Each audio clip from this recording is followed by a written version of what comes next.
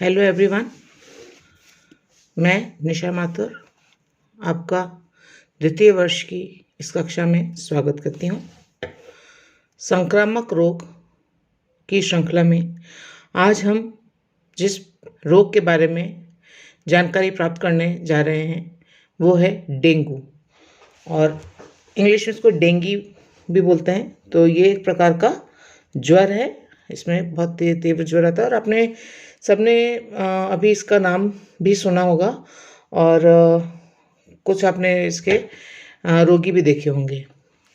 बहुत कॉमन है और भारत में स्पेशली हमारे राजस्थान में भी ये बहुत देखने को मिला। इसके काफ़ी रोग प्रसार होता है और जैसे ही ठंड शुरू होती है या थोड़ा सा गर्मी और ठंड का मिक्स मौसम होता है, उस समय में इस रोग का प्रहार या इस का प्रहार ज़्यादा रहता है। तो जहाँ तक डेंगू है, ये एक बहुत ही गंभीर, जानलेवा और भयावह बीमारी है जो कि एक वायरस जिसको हम कहते हैं अरबो वायरस, उसके कारण फैलती है। ये जो वायरस है ये एक प्रकार के मच्छरों के द्वारा फैलता है और उस प्रजाति का नाम है, मच्छरों की उस प्रजाति का नाम है एडीज। जैसे हमने मलेरिया में देखा था कि प्लाज्मोडियम कि उसमें हमने देखे थे कि प्लाज्मोडियम के विभिन्न प्रजाति के मच्छर उसमें काटते हैं तो और उससे मलेरिया रोग होता है। इसी प्रकार इसमें डेंगू के लिए जो जिम्मेदार मच्छर है वो है एडीज प्रजाति के। ये भी दो प्रकार के होते हैं, एक होता है एडीज इजिप्टी और एक होता है एडीज एल्ब्रोपिक्टस। ठीक है, दो प्रकार के प्रजातियां हैं एडीज मच्छर की, एडीज इजिप्टी और एडीज एल्ब्रोपिक्टस। ही इस रोग को तेज फैलाते हैं। इसमें व्यक्ति को बहुत तीव्र ज्वर आता है जिससे शरीर के जोड़ों में दर्द होने लगता है। जितने भी जॉइंट्स हैं, बोन जॉइंट्स हैं, उनमें पेन होने लगता है। और भारत में इसीलिए इसको हड्डी तोड़ बुखार भी कहते हैं, क्योंकि जितनी भी हड्डियों के जो जॉइंट्स हैं उसमें तीव्र ज्वर होने लगता है। डेंगू एक संक्रामक रोग भी है, गंभीर तो है ही, साथ ही ये संक्रामक भी है। जबकि मलेरिया संक्रामक रोग नहीं था, लेकिन डेंगू एक संक्रामक रोग है और कॉलेरा के बाद इसी रोग का दूसरा स्थान है, जिसके कारण अधिकांशतः लोगों को हॉस्पिटल की शरण लेनी पड़ती है। दक्षिण पूर्वी एशियन क्षेत्रों में डेंगू के कारण कई बालकों की मृत्यु हो जाती है और कई लोग इस रोग के शिकार हो जाते हैं। ये रोग उष्ण कटिबंधीय और समशीतोष्ण कटिबंधीय क्षेत्रों में व्यापक रूप से फैलता है, ट्रॉपिकल एंड सब ट्रॉपिकल रीजन्स के अंदर। विश्व की यदि हम बात करें तो यहाँ 100 के लगभग देश इस रोग से ग्रसित हैं, यानी इन 100 देशों में इस रोग का प्रसार है। ये कीट जन्मित संक्रमण है, यानी एक कीट के द्वारा फैलता है और बड़ी तेजी से फैलता भी है और लोगों को अपनी गिरफ्त में ले लेता है। 1997 में भी ये साउथ ईस्ट एशियन रीजन में बहुत व्यापक रूप से फैला था, यानी उसका जो प्रसार हमको दिखा वो 1997 में दिखा। WHO ने 1998 में डेंगू के कारण 15,000 लोगों की मृत्यु और लगभग 1.4 लाख व्यक्तियों के इससे ग्रसित होने की पुष्टि की थी। अब आप देखिए इसका कितना प्रसार है। कई लोगों को डेंगू जो है वो रक्तस्रावी ज्वर के रूप में होता है, जो कि डेंगू की गंभीर स्थिति है जिसमें ब्लीडिंग होने लग जाती है। वर्तमान में यदि हम बात करें डेंगू की, तो जहां ये व्यापक रूप से फैला है वो है भारत, श्रीलंका, मालदीव, म्यांमार, बांग्लादेश, पाकिस्तान, थाईलैंड। और यहाँ पर ये एंडेमिक की तरह, यानी स्थानिक महामारी के रूप में फैलता है। यदि हम डेंगू सिंड्रोम का वर्गीकरण करें या उसका क्लासिफिकेशन करें तो हम इसको 3 भागों में बांट सकते हैं, 3 वर्गों में बांट सकते हैं। पहला है इसमें डेंगू ज्वर, है ना, जिन्हें डेंगू फीवर जिसको बोलते हैं, डेंगी फीवर बोलते हैं। दूसरा होता है डेंगी रक्तस्रावी ज्वर या डेंगू रक्तस्रावी ज्वर, जिसमें कि ब्लीडिंग की प्रॉब्लम हो जाती है। और तीसरी कहलाती है डेंगू शॉक सिंड्रोम। तो सबसे पहले अपन बात करते हैं डेंगू ज्वर की या डेंगू ज्वर की। तो भारत में इस ज्वर को, जैसे मैंने आपको बताया, हड्डी तोड़ बुखार कहते हैं। ये एक बहुत ही खतरनाक रोग है जिसमें लोगों की सारी मांसपेशियों में और अस्थियों के जोड़ों में दर्द होने लगता है। साथ ही साथ ठंड के साथ तीव्र ज्वर आता है। बारिश के दिनों में डेंगू का प्रकोप बढ़ जाता है और इसका कारण वही है कि जहाँ जहाँ पानी का जमाव होता है वहाँ पर ये मच्छर पनप जाते हैं। तो इसीलिए बारिश का टाइम ऐसा है जहाँ पर ये आपको ज़्यादा देखने को मिलेगा। कभी कभी ये महामारी का रूप भी धारण कर लेता है। महामारी यानी जहाँ पर बहुत से लोगों का समूह जब इससे ग्रसित होता है, बहुत से लोग इससे जब ग्रसित हो जाते हैं, जब नंबर बढ़ जाता है, तब हम इसको महामारी कहते हैं। जैसे कि अभी अपन कोरोना काल से गुजर रहे हैं, तो कोरोना को हमने विश्वव्यापी महामारी के रूप में जाना है या इसको हमने पेंडेमिक के नाम से जाना है। लेकिन जो डेंगू है ये एंडेमिक के नाम से जाना जाता है, यानी ये स्थानीय किसी स्थान विशेष के अंदर ही ये फैलता है, लेकिन उस क्षेत्र विशेष को ये काफ़ी हद तक घेर लेता है। इसका जो उद्भवन काल है, इंक्यूबेशन पीरियड है, वो मनुष्यों में तो होता है 3 से 10 दिन का। यानी अगर कोई व्यक्ति डेंगू ज्वर से पीड़ित है तो उसमें 3 से 10 दिन तक इसके वायरस एक्टिव रहते हैं। और सामान्यतः यदि देखें तो ये 5 to 6 डेज का हो सकता है। लेकिन मच्छरों में जो है वो 8 से 10 दिन तक इसका इंक्यूबेशन पीरियड रहता है।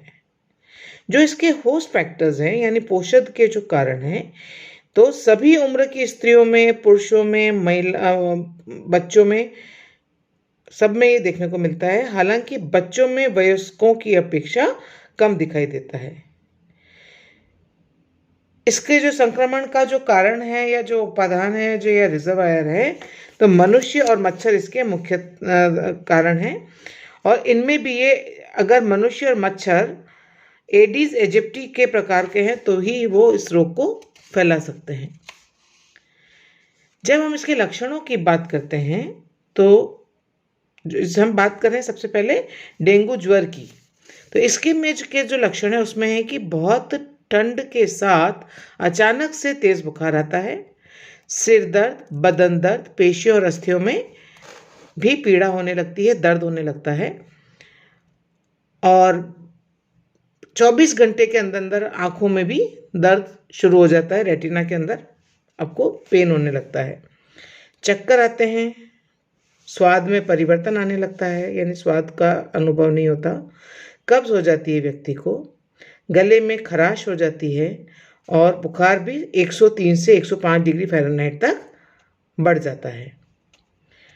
और जब इतना बुखार होता है तो निश्चित रूप से वहाँ पर कमज़ोरी भी आ जाती है, बहुत कमज़ोरी आ जाती है। डेंगू होने के 3 से 4 दिन में शरीर में रैशेज हो जाते हैं, लाल लाल कलर के दाने, पित्ती सी दिखाई देती है। और पहले तो ये आपके छाती पर और धड़ पर होती है और धीरे धीरे ये हाथ, पैर और थाइस तक फैल जाती है। हालांकि चेहरे पर ये दाने आपको नज़र नहीं आते। शुरू में ये दाने जो होते हैं पिन की नोक के बराबर होते हैं, लेकिन बाद में ये फैलकर चित्तीदार हो जाते हैं। इन दानों में खुजली होने लगती है और वहाँ की जो त्वचा है वो बहुत सेंसिटिव हो जाती है। 2-3 दिन के बाद ये दाने सूखने लगते हैं और वहाँ की त्वचा भी उतरने लगती है। बुखार 4 से 5 दिन में उतर जाता है, परंतु कभी कभी 7 दिन तक भी बना रहता है। ऐसी स्थिति रोगी के लिए घातक है और वो व्यक्ति बहुत कमज़ोर और दुर्बल हो जाता है।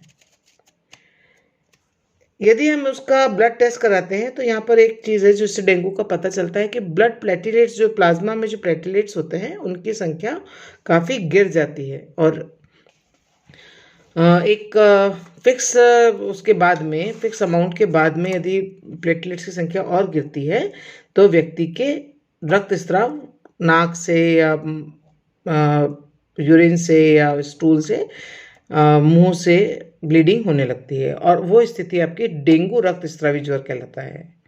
DHF बोलते हैं इसको, डेंगू हेमोरेजिक फीवर। हालांकि ये इस डेंगू बुखार का ही तीव्र और बिगड़ा हुआ रूप है और एक से अधिक डेंगू वायरस के संक्रमण से ये फैलता है। इस रोग में व्यक्ति गंभीर रूप से बीमार हो जाता है और उचित उपचार के अभाव में कई रोगियों की मृत्यु भी हो जाती है। और अभी अगर जब आपने डेंगू का सीज़न जब आता है हमारे यहाँ पर, तो आपने देखा होगा कई व्यक्तियों की इसमें मृत्यु हो जाती है, क्योंकि हम इसको बहुत लाइट ले लेते हैं, साधारण बुखार समझकर हम इसका प्रॉपर ट्रीटमेंट नहीं कराते, जिससे व्यक्ति की मृत्यु भी हो सकती है। इस रोग को फैलाने वाला जो कारक है, एजेंट है, वो अगेन एडीज एजिप्टी प्रकार की प्रजाति का मच्छर है। और जैसा कि मैंने आपको बताया था, ये आपका अरबो वायरस फैलाता है। इसका उद्भवन काल है वो 4 to 6 डेज रहता है और जो लक्षण है वो लगभग आपके डेंगू के समान ही है, डेंगू फीवर के समान ही है कि इसमें बहुत तेज बुखार होता है 103 से 105 डिग्री फ़ारेनहाइट तक। रोगी का चेहरा लाल दिखाई देता है, सिर दर्द, चक्कर, बेचैनी, वमन आदि इसमें समस्या हो जाती है। वमन यानी उल्टी। पेट में दर्द रहता है, साथ ही कई बार एपिगैस्ट्रिक डिस्कम्फर्ट हो जाता है, यानी पेट में दर्द और मरोड़ से उठने लगते हैं। शरीर पर खसरे के समान दाने निकल जाते हैं और प्लाज्मा लीकेज होने लगता है। रक्त वाहिनियों में रक्त का बहाव रुक जाता है। रोग की तीव्रता की स्थिति में रोगी की मृत्यु भी हो जाती है। तो प्लाज्मा लीकेज का मतलब वही है कि प्लाज्मा में से प्लेटलेट्स की संख्या कम हो जाती है और जैसा कि आप जानते हैं प्लेटलेट्स का मुख्य काम क्या है, रक्त का थक्का जमाना। तो जब रक्त का थक्का नहीं जमता और जब प्लाज्मा लीक करने लगता है तो वहाँ पर प्लेटलेट्स नहीं रहते, प्लेटलेट्स नहीं होंगे तो ब्लीडिंग फास्ट हो जाएगी, ज़्यादा हो जाएगी और व्यक्ति उसमें हेमरेज के कारण और ब्लीडिंग के कारण व्यक्ति की मृत्यु भी हो सकती है। राइट। थर्ड टाइप है इसका डेंगू शॉक सिंड्रोम। इस रोग में प्रारंभिक लक्षण तो डेंगू फीवर और डेंगू रक्तस्रावी फीवर की तरह ही उभरते हैं, लेकिन रोग की जटिलता बढ़ती जाती है, यानी कॉम्प्लेक्सिटी उसकी बढ़ जाती है। रोगी का जो ब्लड प्रेशर है वो 20 मिलीमीटर मरकरी से या इससे भी कम हो जाता है, 20 mm से भी कम हो जाता है। और सामान्य कितना होता है 80 और 100। 80 जो होता है वो आपका डायस्टोलिक और 100 होता है आपका सिस्टोलिक ब्लड प्रेशर। तो इसमें जो डायस्टोलिक ब्लड प्रेशर है वो 20 से भी नीचे चला जाता है। और जब रक्तदाब काफ़ी कम हो जाएगा तो क्या होएगा, रोगी को पसीना आने लगेगा, त्वचा चिपचिपी हो जाएगी, घबराहट होने लगेगी और उसका जो रक्त परिसंचरण तंत्र है पूरी तरह से गड़बड़ा जाएगा और व्यक्ति की मृत्यु भी हो सकती है। जब हम इनके उपचार की बात करते हैं तो उपचार में यही है कि रोगी को पूर्ण आराम दिया जाए और बुखार उतरने की दवा में एंटीपायरेटिक्स ड्रग्स दी जानी चाहिए। बुखार कम करने के लिए अगर बहुत तेज़ फीवर है तो जैसा कि हम जानते हैं फर्स्ट एड में आपने पढ़ा होगा कि ठंडे पानी की पट्टियाँ या तौलिया रोगी के सिर पे, हाथ पैर पे, छाती पे, पीठ पे रख कर के बुखार को उतारने का प्रयास किया जाना चाहिए। लेकिन जो ध्यान रखने योग्य बात वो ये है कि एस्पिरिन जो मेडिसिन है उसका इस्तेमाल कभी भी नहीं करना चाहिए, क्योंकि एस्पिरिन क्या करती है, रक्त को पतला करने की दवाई है। या जिन लोगों को डायबिटीज़ होती है या जिनके रक्त गाढ़ा होता है या जैसे हृदय रोगी हैं, मधुमेह के रोगी हैं, आपके ब्लड प्रेशर के रोगी हैं, तो इनको एस्पिरिन कई बार डॉक्टर सजेस्ट करते हैं। लेकिन यदि व्यक्ति डेंगू से ग्रसित है तो उसको एस्पिरिन किसी भी कीमत पे आप उसे ना दें, क्योंकि वो और ब्लड को थिन करके वो रक्तस्राव को बढ़ाने में सहायक होंगी और जो कि रोगी के लिए घातक हो सकता है। ठीक है। जहाँ तक आहार की बात है तो रोगी को दाल का पानी, फलों का रस, सूप आदि तरल पदार्थ पर्याप्त मात्रा में देने चाहिए।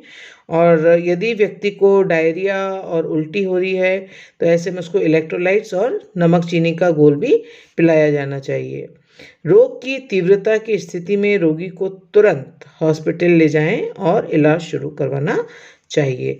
इसके कुछ घरेलू ट्रीटमेंट भी हैं डेंगू के, आपने देखे होंगे, जिसमें प्लेटलेट्स को बढ़ाने का प्रयास किया जाता है। तो जिसमें गिलोय आपने नाम सुना होगा, एक बहुत ही हम कह सकते हैं चमत्कारिक पौधा है, जिसका पत्ता, जड़, डाली, डंडी सब काम की होती हैं और सारी ही आपकी रोग प्रतिरोधक क्षमता को भी बढ़ाती हैं और इन ज्वर से लड़ने की भी क्षमता रखती है। किसी भी प्रकार के ज्वर से लड़ने की क्षमता गिलोय में होती है। तो गिलोय का सेवन इसमें किया जा सकता है। कुछ फल आदि हैं जिनका प्रयोग आप इसमें कर सकते हैं, जैसे कि आपके नींबू की शिकंजी है।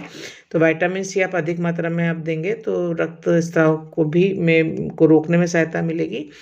इसी प्रकार से कीवी फल का उपभोग भी इसमें किया जाता है। नारियल पानी भी इसके अंदर काफ़ी मात्रा में दिया जाना चाहिए। कि तो कोशिश हमारी ये होनी चाहिए कि मैक्सिमम जो है फूड है वो आपका लिक्विड अमाउंट में हो। और इसके अलावा पपीते के आपने भी सुना, पपीते का भी सुना होगा कि पपीते के पत्तों का रस भी इसमें दिया जाता है, जो कि प्लेटलेट्स को बढ़ाने का कार्य करता है। और इसके लिए अगर आपके कोई परिचित अगर इस रोग से पीड़ित हुआ हो तो आपको पता होगा कि इसमें जो पपीते के पत्तों का कैप्सूल्स भी मार्केट में मिलती है और डॉक्टर्स लोग भी वही प्रिस्क्राइब करते हैं, जिससे कि इस रोग में आपके अगर प्लेटलेट्स की संख्या जैसी बढ़ने लगती है तो ये आपके रोग के ठीक होने का सूचक होती है। तो आप आहार के द्वारा भी इस रोग पर काफ़ी मात्रा में नियंत्रण कर सकते हैं। नियंत्रण और बचाव के यदि उपाय हैं, क्या हैं, देखिए, डेंगू प्रमुख रूप से एडिस एजिप्टी मच्छर काटने से फैलता है, जैसा कि हमको पता है।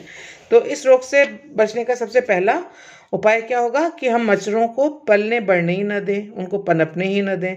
और इसके लिए हमें अपने आसपास साफ सफाई रखनी होगी और पानी किसी भी कीमत पर जमा नहीं होने देना होगा।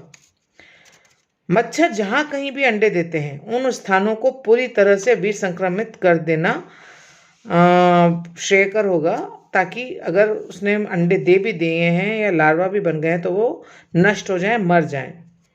घर के प्रत्येक कोने की सफाई अच्छी तरीके से की जानी चाहिए।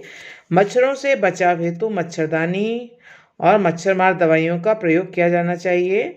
जैसे आजकल कई तरह की क्रीम आपने नाम सुना होगा, ओडोमास का नाम सुना होगा, और कई जने सरसों का तेल का और नारियल के तेल का भी इसमें प्रयोग करते हैं।